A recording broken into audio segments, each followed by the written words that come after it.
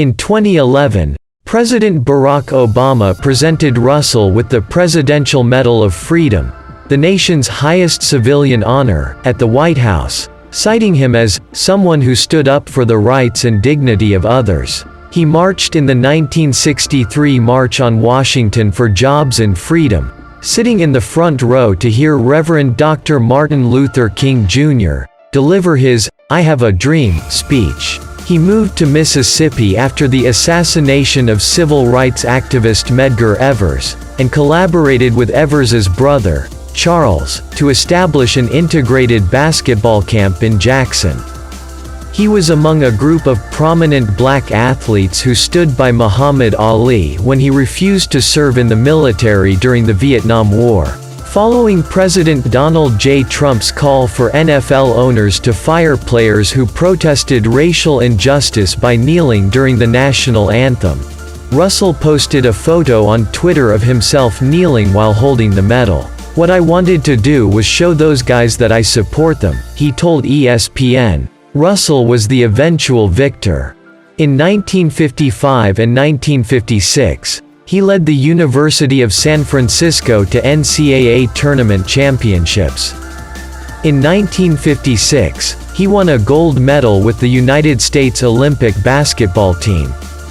From 1959 to 1966, he led the Celtics to 8 consecutive NBA titles, far outnumbering the Yankees' 5 consecutive World Series victories, 1949 to 1953, and the Montreal Canadiens' 5 consecutive Stanley Cup victories, 1956 to 1960.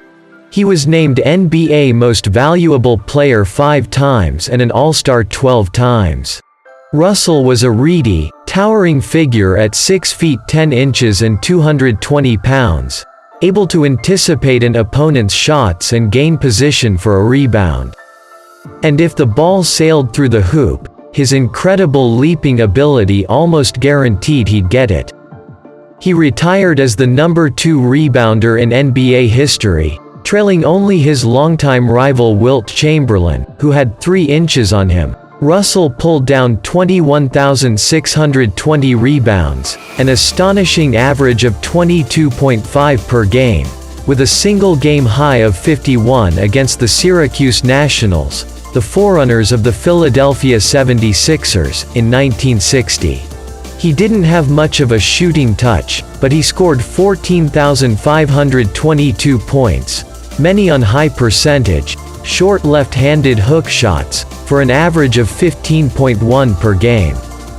His blocked shots, the total is unrecorded, because such records were not kept in his era, altered games. Beyond the court, Russell could appear aloof. He was bruised by the humiliations his family had faced when he was young in segregated Louisiana and by widespread racism in Boston.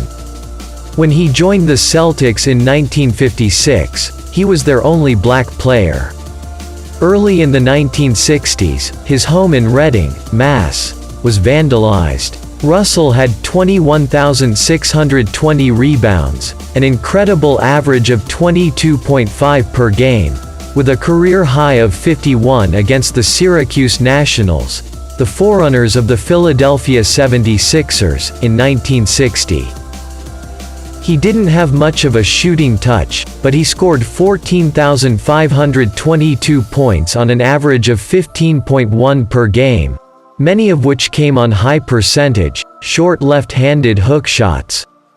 His blocked shots, the total number is unknown because such records were not kept during his time, changed games. Russell may appear distant outside of the court. He was scarred by the humiliations his family had endured as children in segregated Louisiana, as well as by the widespread racism in Boston. He was the Celtics' only black player when he arrived in 1956. In the early 1960s, his Reading, Massachusetts, home was vandalized. Russell's primary allegiance was always to his teammates, not to Boston or the fans.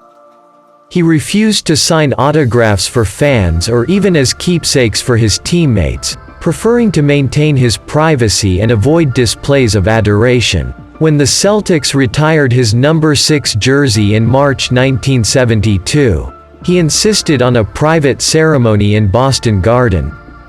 He refused to attend the induction ceremony for the Naismith Memorial Basketball Hall of Fame, which is located in Celtics country, Springfield, Massachusetts. In each case, my intention was to separate myself from the Stars' idea about fans, and fans' ideas about Stars, Russell wrote in Second Wind, The Memoirs of an Opinionated Man, 1979, which he co-wrote with Taylor Branch.